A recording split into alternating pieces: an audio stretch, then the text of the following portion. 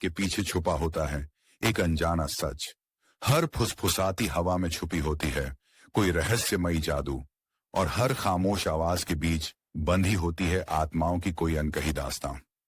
आप सुन रहे हैं आत्मा की राज, जहां अंधेरे की गहराइयों से उठती हैं वो कहानियां जो आपकी रूह को छू जाएंगी, जहां हर साये में छिपे हैं ऐसे राज जो सुनने वाले के होश उड़ा देंगे। तैयार हो जाइए उस रहस्यमय सफर के लिए जहां आत्माओं की आवाजें जागती हैं, जहां डर और सच्चाई के बीच की पतली सी रेखा पर चलना होगा, क्योंकि ये तो सिर्फ शुरुआत है आत्मा की राजा की। तो जुड़िए हमारे साथ और इस डरावने, रोमांचक और रहस्यमयी सफर का हिस्सा बन जाइए, क्योंकि यहां होती हैं वो बातें जो आपसे कहीं और नहीं सुनी जाएंगी। अब सुनिए कहानी का नाम मौत का सफर। रात का समय था। सड़क पर चारों तरफ धुंध छाई थी। रघुवीर, एक अनुभवी ट्रक ड्राइवर, अपने ट्रक में माल लेकर दिल्ली से राजस्थान की तरफ जा रहा था। उसका परिवार लखनऊ में था। पत्नी सुनीता और 3 बच्चे, काजल 11, मनोज 9 और श्याम 6। रघुवीर का इरादा था कि वह ये माल पहुंचाकर सीधा घर लौटे और बच्चों को ढेर सारी मिठाई दे। सड़क सुनसान थी।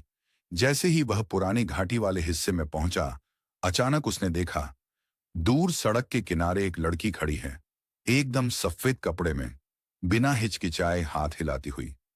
रघुवीर ने ट्रक रोका, सोचा शायद मदद की जरूरत हो।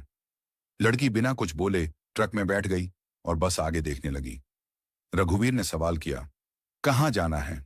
धीरे से उसका जवाब आया, बस चलते रहो, मैं रास्ता बताऊंगी। कुछ देर बाद रघुवीर को एक अजीब बात महसूस हुई। ट्रक के अंदर ठंड बहुत बढ़ गई थी। वह जब लड़की की तरफ देखने लगा तो उसके गले पर गहरे नीले निशान थे, जैसे किसी ने जोर से कसकर दबाया हो। अचानक लड़की ने कहा, यहीं रुकना, यहीं मैंने अपनी आखिरी सांस ली थी। रघुवीर ने ब्रेक लगाए और आंखों के सामने अतीत जैसा एक दृश्य चमका। सड़क पर वही लड़की, एक आदमी उसे घसीटता हुआ ले जा रहा था। कुछ ही सेकंड बाद आवाज आई, तुम भी यहीं रुकोगे? बिजली की तरह ट्रक के अंदर अंधेरा छा गया। रघुवीर चीख नहीं पाया। अगली सुबह पुलिस ने ट्रक घाटी में खाली पाया। इंजन चालू था, लेकिन ड्राइवर कहीं नहीं था। घर पर परिवार को बस एक फोन आया। लाइन पर धीमी आवाज थी, मैं आता हूं, हमेशा के लिए। रघुवीर की मौत की खबर धीरे धीरे गांव तक पहुंची। सुनीता टूट चुकी थी, पर तीनों बच्चों के चेहरे देखकर उसने खुद को संभाला। रातें उसके लिए जैसे किसी सज्जा की तरह बीतने लगीं। बच्चों को सुलाने के बाद वह अकेली बाहर के आंगन में बैठ जाती, बस ट्रक की गड़गड़ाहट सुनने की कल्पना में गुम। तीसरी रात कुछ अजीब हुआ। श्याम ने अचानक नींद में उठकर कहा, मां, पापा बाहर खड़े हैं। उन्होंने कहा, चलो ट्रक में बैठो। सुनीता डर गई। उसने लड़के को गोद में उठा लिया और दरवाजा बंद कर दिया, लेकिन खिड़की के बाहर से आने वाली आवाज ने उसका खून जमा दिया। वही गहरी भारी आवाज जो रघुवीर की थी। सुनीता, दरवाजा क्यों बंद किया है? उसने देखा खिड़की के बाहर ट्रक की हेडलाइट जैसी चमक फैल रही थी, हालांकि घर के पास कोई सड़क भी नहीं थी। अगली सुबह उसने बच्चों से कुछ नहीं कहा, लेकिन देखा कि श्याम के पैरों पर मिट्टी लगी थी, जैसे वो सच में बाहर गया हो। रातें अब और भी अजीब होने लगीं। ट्रक की आवाजें घर के आसपास गूंजती। कभी दरवाजे पर पुराने जूतों के निशान दिखाई देते, तो कभी रसोई से किसी के बर्तन टकराने की आवाज। एक रात पिया ने धीरे से कहा, मां, पापा कहते हैं कि वो कहीं फंसे हैं और उन्हें रास्ता दिखाना है। सुनीता सन्न रह गई। फोटो फ्रेम में रखी रघुवीर की तस्वीर के शीशे पर हल्की सी लाइन बन चुकी थी, जैसे किसी ने टूटी उंगली से रास्ता लिखा हो। सुनीता ने तीसरी बार वही पुरानी तस्वीर निकाली जिस पर रास्ता लिखा था। अब वह समझ रही थी कि ये कोई साधारण संकेत नहीं, बल्कि रघुवीर की आत्मा से एक अपील है। उसने गांव के बुजुर्ग से मदद मांगी। बुजुर्ग ने कहा, वह रास्ता उस घाटी की पुरानी सड़क है जहां राज दफन है। कुछ साल पहले वहां एक बड़ा हादसा हुआ था, जिसमें कई लोग मरे और उनकी आत्माएं फिर भी वहीं भटकती हैं। सुनीता ने देखा कि रघुवीर की आत्मा कहीं उस पुराने हादसे से जुड़ी हुई है। उन्होंने ठाना कि वे उस घाटी जाएंगी और ट्रक पर जो रहस्य फैला है उसे सुलझाएंगी। तीनों बच्चे भी उसके साथ जाने को तैयार थे। रात को पूरी तैयारी के साथ वे घाटी पहुंचे। वहां खामोशी ज्यादा डरावनी लग रही थी। सड़क के किनारे पुराने जले उपकरण, टूटे ट्रकों के टुकड़े और खून के दाग नजर आ रहे थे। अचानक काजल ने जमीन पर कुछ लिखा देखा। वह था एक नाम, रघुवीर। साथ ही हवा में किसी की फुसफुसाहट सुनाई दी। आओ, रुकना मत। सुनीता ने अपने हौसले को जुटाया और बोली, हम आए हैं सच जानने।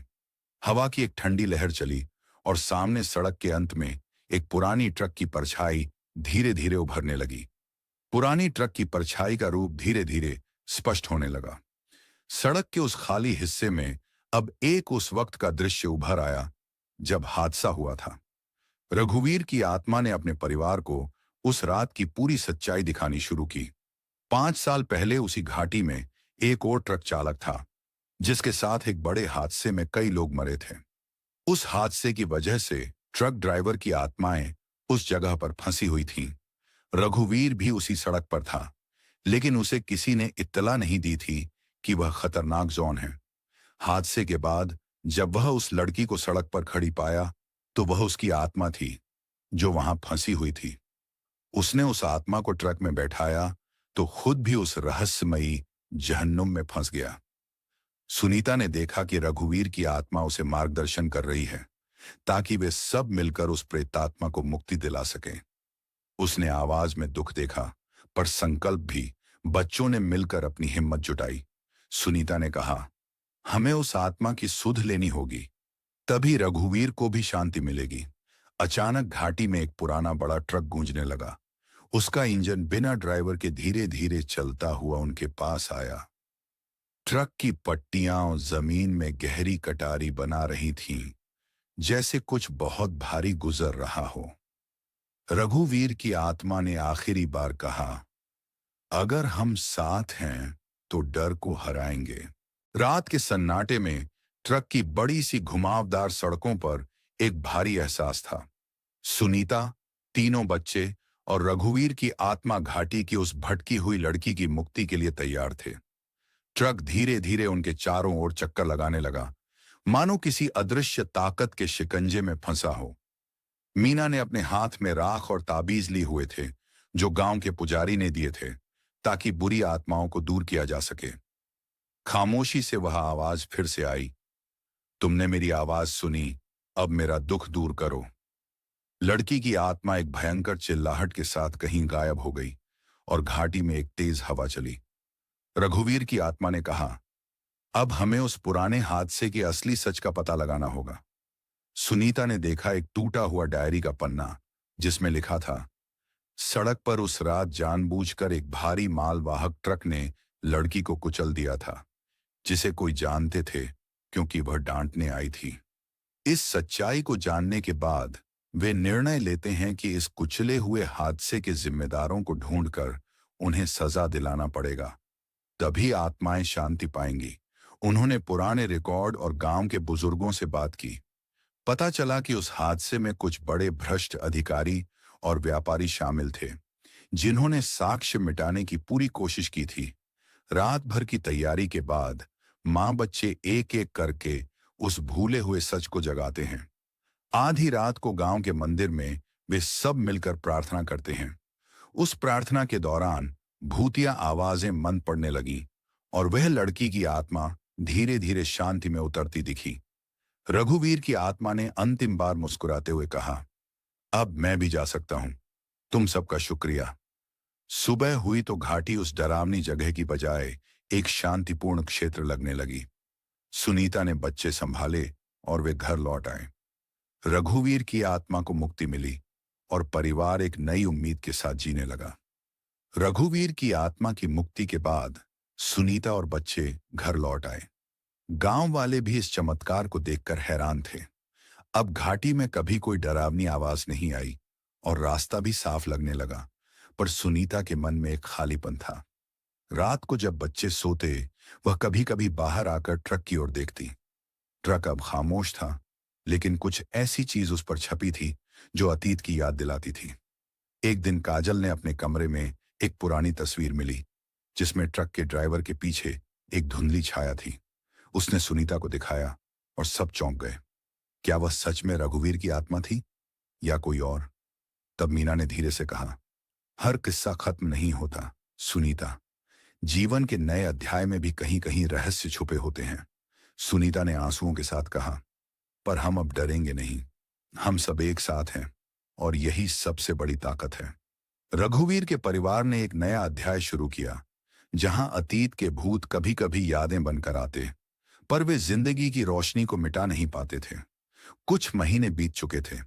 परिवार ने धीरे धीरे अपने दैनिक जीवन को संभाला था। बच्चे स्कूल गए, सुनीता ने छोटे से व्यवसाय की शुरुआत की और गांव में सभी ने तनाव भरे दिनों को पीछे छोड़ बेच दिया। पर एक रात अचानक से ट्रक की पुरानी चाबी जो सुनीता के लॉकर में रखी थी, खुद ब खुद खिसक गई। खिड़की के बाहर ठंडी हवा चली, जैसे कोई सदा किसी अज्ञात आवाज को बुला रही हो। मीना ने महसूस किया कि कुछ ठंडा सा छू गया उसे, पर वहां कोई नहीं था। बच्चों की नींद खराब होने लगी। वे सब किसी अनजानी चीज की उपस्थिति महसूस करने लगे। एक दिन जब सुनीता अपने कमरे में थी, उसने एक आवाज सुनी, धीमी पर बुलंद, मैं वापस आ गया हूं। गहरे साए में ट्रक की परछाई धीरे धीरे घर के दरवाजे पर नजर आई। पर यह रघुवीर नहीं था, बल्कि उस घातक हादसे से जुड़ा एक और खतरनाक भूत था, जो मुक्ति के बाद भी दूसरा रास्ता खोज रहा था। अब परिवार को फिर से अपनी हिम्मत दिखानी होगी, उस भूत को रोकने के लिए जो उनके जीवन में नई भयानक दास्तान लिखने आया था। रात के गहरे अंधकार में जब पूरा गांव सो रहा था, सुनीता, मीना और बच्चे फिर से उस पुराने ट्रक के पास खड़े थे। ट्रक के चारों ओर एक ठंडी हवा का चक्रवात घूम रहा था और अजीब सी आवाजें गूंज रही थीं। हवा में गूंजता था उस नए भूत की आवाज, जो एक दिन पहले जंगल में फंसा एक व्यापारी था, जिसकी मौत के लिए उसने सबको दोषी ठहराया था। मीना ने अपने हाथ में ताबीज कसकर पकड़ लिया और बोली, हम डरेंगे नहीं, हम साथ हैं। बच्चे भी तैयार थे। उनके दिलों में हिम्मत और परिवार के लिए प्यार था। जलती हुई लाल लकीर ट्रक के चारों ओर घड़ी गई, जैसे कोई सुरक्षा कवच बन गया हो। भूत ने अपनी शक्ति दिखाई, पर परिवार की एकता ने उसे बेअसर कर दिया। रघुवीर की आत्मा ने भी उनकी मदद की, उनके साथ खड़ा होकर भूत को वापस उसी अंधेरे में लौटा दिया। सुनीता ने कहा, अब हमें सच में इस जगह से जुड़ी हर कहानी को जानना होगा, ताकि कोई भी भूत यहां फिर ना आए।